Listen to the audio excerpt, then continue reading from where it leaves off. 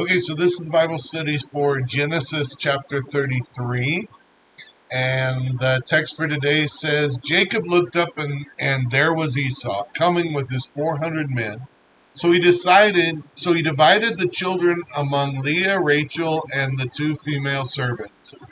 He put the female servants and their children in front, Leah and her children next, and Rachel and Joseph in the rear. He himself went on ahead and bowed down to the ground 7 times as he approached his brother.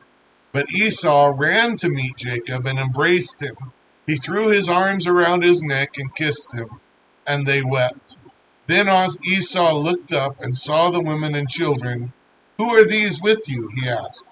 Jacob answered, They are the children God has graciously given your servant. Then the female servants and their children approached and bowed down. Next, Leah and her children came and bowed down. Last of all came Joseph and Rachel, and they too bowed down. Esau asked, What's the meaning of all these flocks and herds I met? To find favor in your eyes, my lord, he said. But Esau said, I already have plenty, my brother. Keep what you have for yourself. No, please, said Jacob, if I have found favor in your eyes, accept this gift from me. For to see your face is like seeing the face of God, now that you have received me favorably. Please accept the present that was brought to you, for God has been gracious to me, and I have all I need. And because Jacob insisted, Esau accepted it. Then Esau said, Let's be on our way, and I'll accompany you. But Jacob said to him, My Lord knows that the children are tender, and that I must care for the ewes and cows that are nursing their young. If they are driven hard just one day, all the animals will die. So let my Lord go on ahead of his servant, while I move along slowly at the pace of the flocks and herds before me, and the pace of my children, until I come to my Lord in Seir. Esau said, Then let me leave some of my men with you. But why do that? Jacob asked. Just let me find favor in the eyes of my Lord. So that day Esau started on his way back to Seir. Jacob, however, went to Succoth, where he built a place for himself and made shelters for his livestock. That is why the place is called Succoth. After Jacob came from Padam Aram, he arrived safely at the city of Shechem in Canaan, and camped within the site of the city. For 100 pieces of silver he bought from the sons of Hamor, the father of Shechem, the plot of ground where he pitched his tent. There he set up an altar and called it El Elohe Israel. And that means mighty is the God of Israel.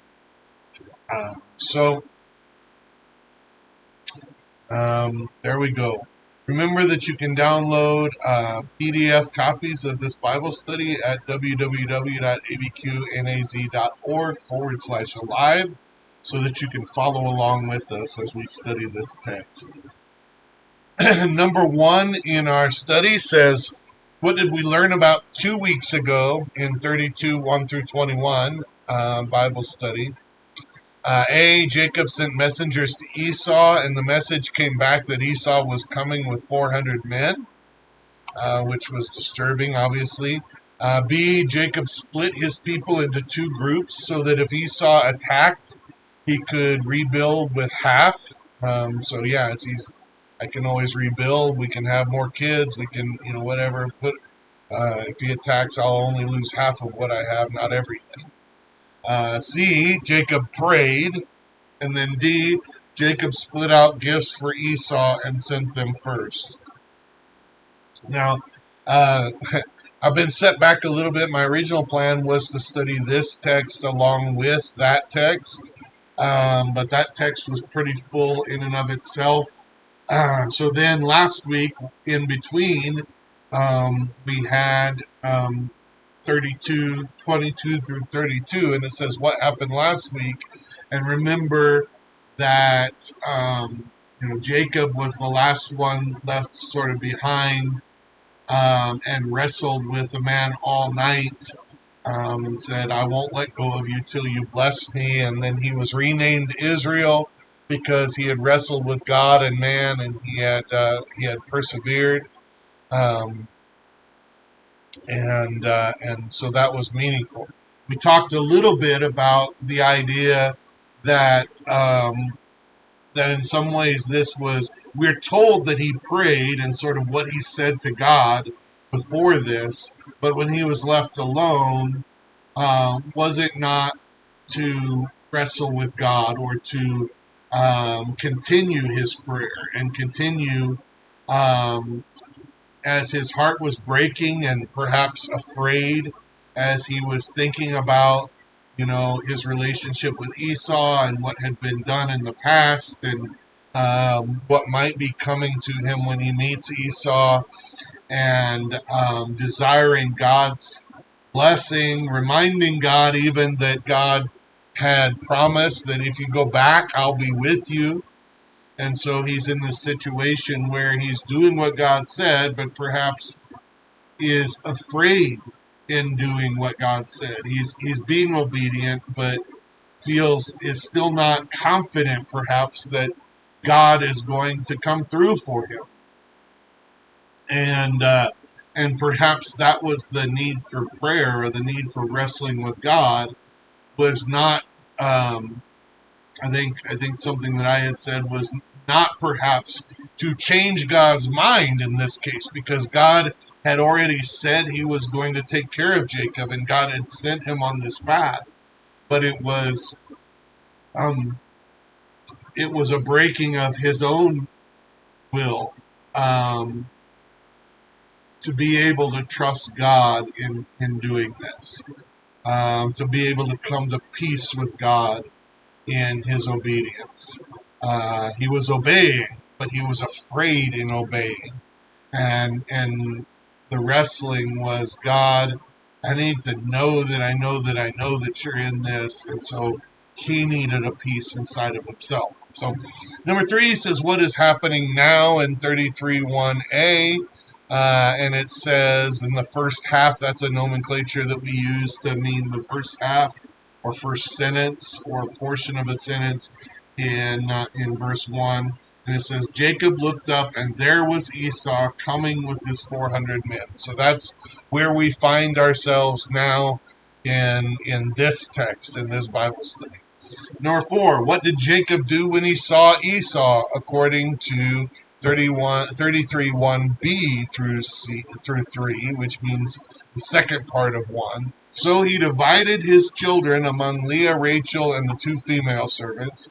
So he put their children presumably with their moms. I don't think he put them with a different mom. I think he divided them with their moms up.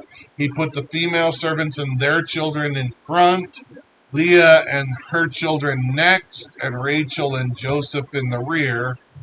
Well, that wasn't too subtle. So maybe I'm reading something into this, but we haven't got to the place where Joseph is given this fancy coat by his dad. We haven't gotten to the place where all the kids are jealous of Joseph, and we learn that they sell him into slavery. So we have read through and studied through the idea that Leah felt like she was not as significant to Jacob as Rachel was. She knew she was not loved, and Rachel was loved. And we went through the whole study of them sort of um, vying for Jacob's attention, to make sure that they had children with Jacob, which was considered a blessing. Um, and so now it very much seems like Jacob is putting his wives and children in the order of how much he loves them, with the ones that he loves the most in the back, farthest from Esau, so that if somebody gets killed or attacked it's the ones he loves the least first. Um, that's what it looks like to me. And that doesn't seem too subtle. I think this, in hospice. I work with nurses and social workers and doctors, and we go into the family. And if there's significant situations between family members where kids don't get along, or a wife and a mother don't get along, or you know kids are estranged from the parents or whatever, we sort of generalize that and sort of sanitize that a little bit, and we say when we put it in the report, when we put it in our charting, we don't say, man, they're really screwed up. We say, this family has significant family dynamics. Um, and so I would say, if I was charting on this family has significant family dynamics, which in many cases means, man, this family's really screwed up. Um, and part of that, I think, is us judging an Old Testament story that happened over 2,000 years ago, maybe 3,000 years ago or more. We're judging that by modern standards and what we think familiar relationships should be like in a healthy way, in a healthy situation. And maybe that's not fair. Maybe that's not culturally the way their relationships were. Maybe their relationships, maybe this was far more normal in that cultural context than it is in ours. I would say that even dealing with families across cultures, with our immigrant families, our African refugees, or different people groups, we find that what is very unusual and unhealthy in what we've come to expect in our American culture may be very normal in the other cultures. That doesn't necessarily mean it's healthy, but it sometimes does mean that because they've come to find it normal, they're not as disturbed about it as we are. All that is to say that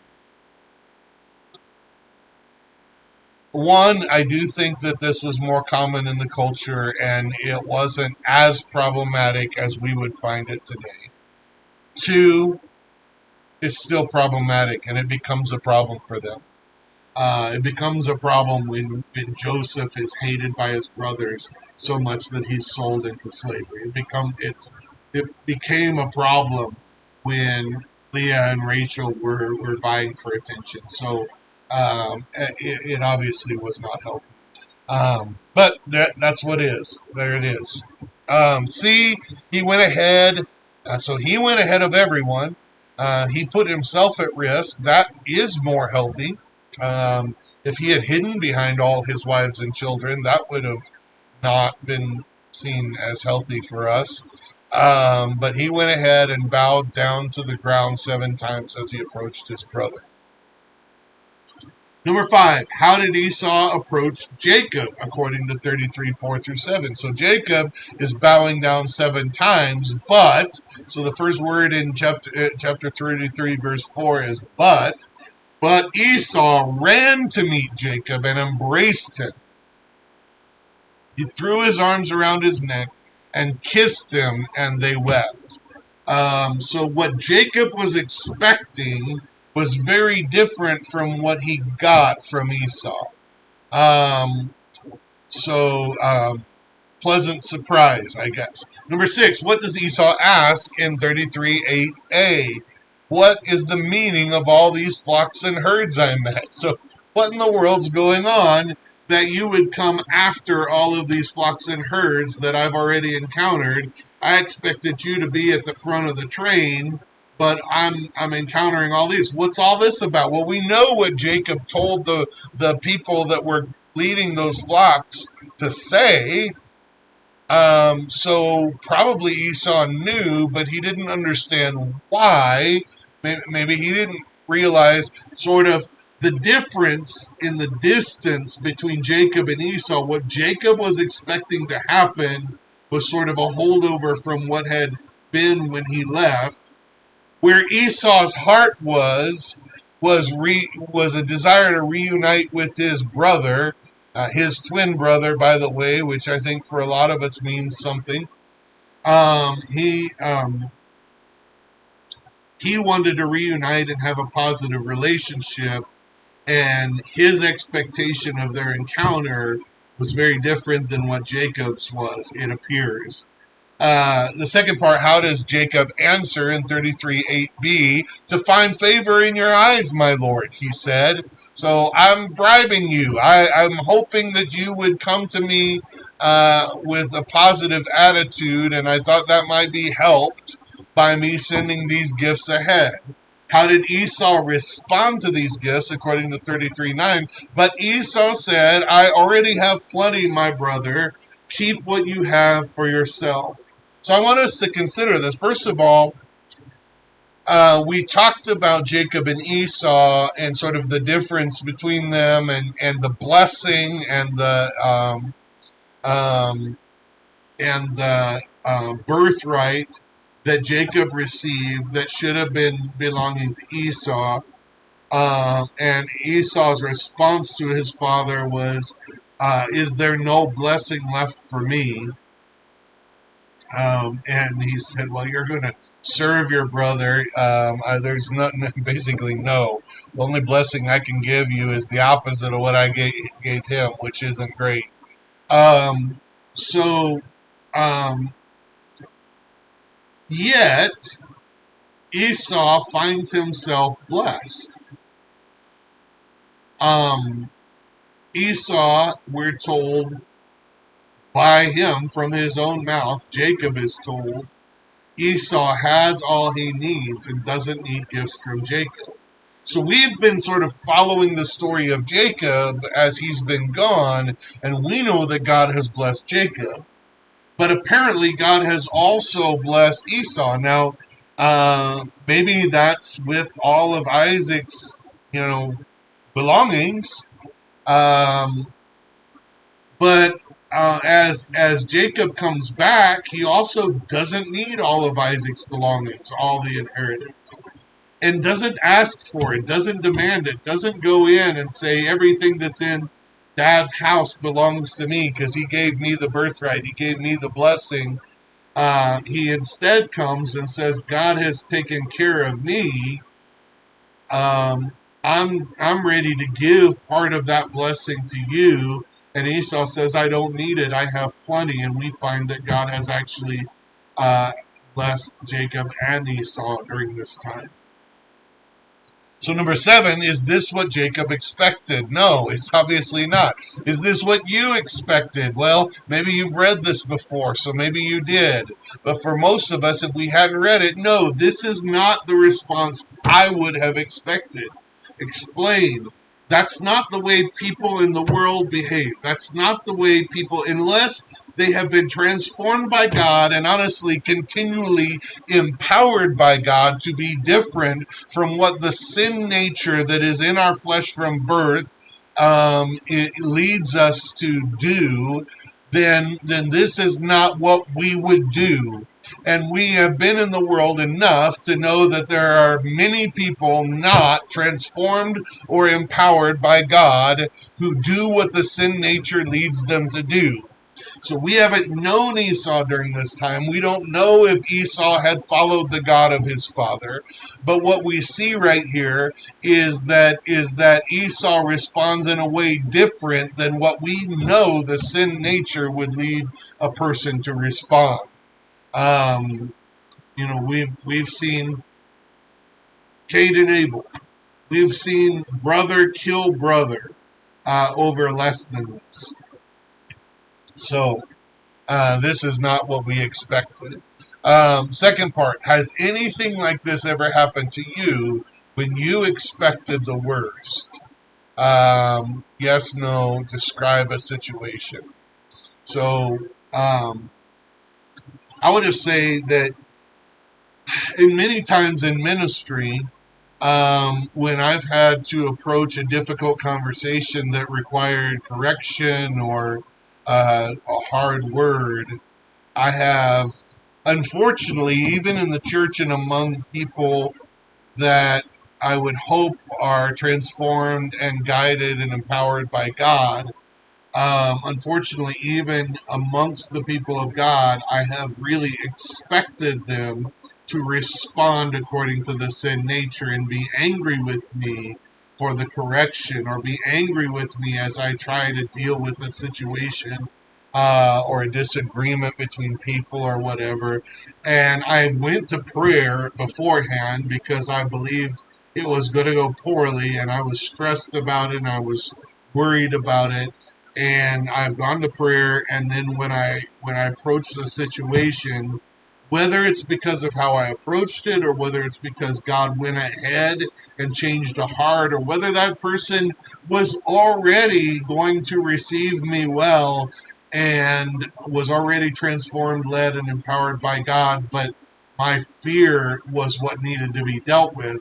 Regardless of what it was that God did, I can't really tell you which of those things He did. All I know is in the end, it turned out differently than I expected, and I know that God was involved. Whether it was because He changed me and gave me peace, whether He guided me in how to handle it, or whether it's because He went ahead and did a work in their heart and gave me favor, I don't know. But I know it was God. I know it was God. Number 8. What does Jacob say in 33, 10, and 11? A. If I have found favor in your eyes, accept this gift from me. So now they're arguing, no, I don't really need the gift. Yes, please, accept the gift. They're arguing about who's going to keep all this huge gift that Jacob has offered. Um, and then he says, B. To see your face is like seeing the face of God. Now that you have, and I don't know why, I think I must have accidentally deleted the rest of that after I typed it because I know I typed it. But it is after you have received me favorably. After you have received me favorably. So he says, now that you received me, to see your face is like seeing the face of God, and I want to give this gift to you as if I were giving it to God. In fact, that's really what he's saying, right? He's saying, I'm giving this gift to you as if I was giving it to God. Because when I see your face receiving me favorably, it's as if I'm seeing the face of God. So I ask, why do you think it feels this way to Jacob? For the same reason that I just described when I described a situation where God had prepared the way. I don't know what in what way God answered my prayer. I don't know what was going to happen before I went to prayer. But here's what I do know is God answered prayer. God did the thing. It was God. So when Jacob sees Esau, somebody who rightly could have and should have killed him, yet instead he received grace. Isn't that like what God would do? So Jacob says, as I see that you are receiving me with grace when I deserve death, that's like God. And I feel like I've seen God.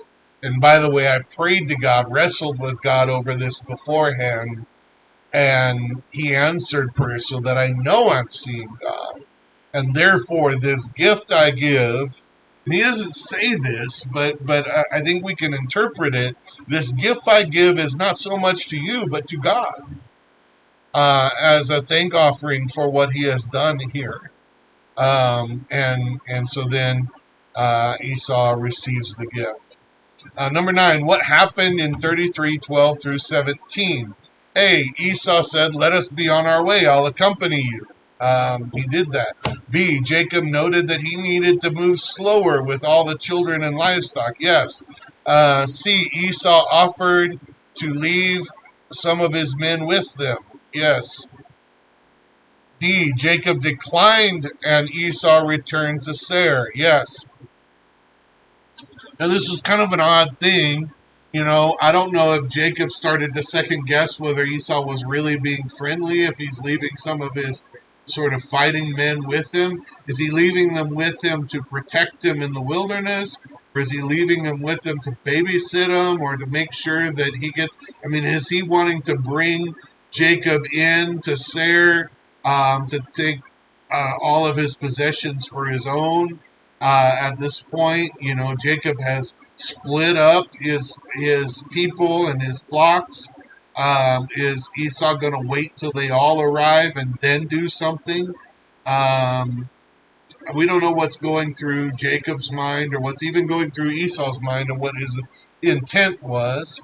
But Jacob declined and said, "No, I'll just meet you in Seir." But then he went to Succoth, which means shelter. We're told um, because of the shelters that he put up there.